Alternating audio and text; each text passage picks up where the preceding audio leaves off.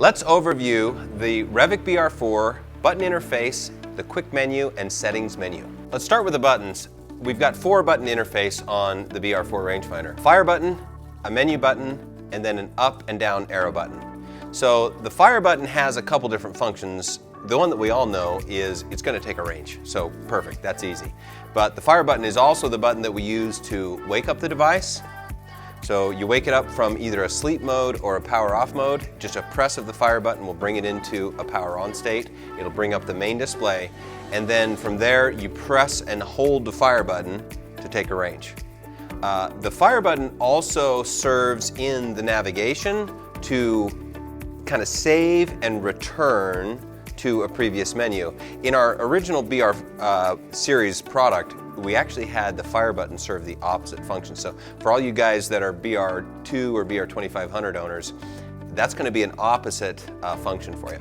So fire button takes a range and then also navigates through the menu by saving. So you go to the menu button and we have 2 different menus. One of them is a quick menu and one of them is a settings menu. And the idea is there's a handful of settings that you want to just access once and you want to just put them away and not deal with them again for a long time.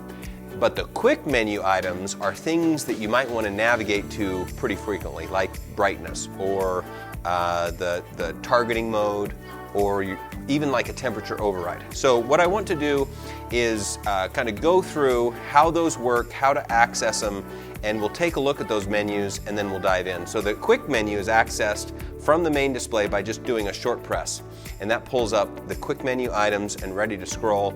And then, you know, our last 2 set of buttons we've talked about is the up and down, so you can scroll through the menu to the different items.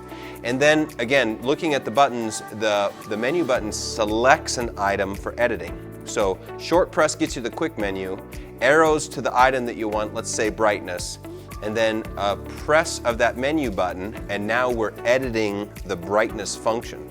And so we can go to brightness, you know, 3, 4, etc. And then when we're done, back to that fire menu, you hit save and exit, and save and exit, and it'll take you back to the main display. So it's a pretty straightforward navigation system. Sometimes it helps to look at, you know, all the different features and functions that are there. So let's just jump in and take a quick look at the quick menu and scroll through those different items. So from the main display, we'll do a short press, and it's going to pop you right to the temperature override. We can cycle through. Now there's pressure, and you can change it to read in inches of mercury. You can also do a pressure elevation display. And then you've got the shot vector. And every time you enter the shot vector menu, it's going to show you what you're actually looking at. So it's alive and it recaptures what you're looking at. So there's shot vector. And then you've got the profile, and this would be your ballistic profile that you've loaded on the device, your targeting mode, and we've always used those near far, and this year we've added long range mode as well. So, and then you've got your brightness, and we can change that really easily. So that gives you all your quick menu items. If you're done cycling through the quick menu, you hit the fire button, it takes you back to the main display. And then if we want to enter the settings menu, we can do that, and we can run through those real quick. So from the main display, press and hold the menu button for 3 seconds. And that takes you straight to the Bluetooth connection. So you've got Bluetooth connection, you've got your base wind, which is a really cool feature that I'd like to tell you about in another video. You've got your units. So you can do all your pressures and your temperature units. You can do either metric or English units. You've got your latitude. Anytime you do a real big move, let's say you go to South Africa or you go up to the North Pole, you can update your latitude, but you can program your latitude. And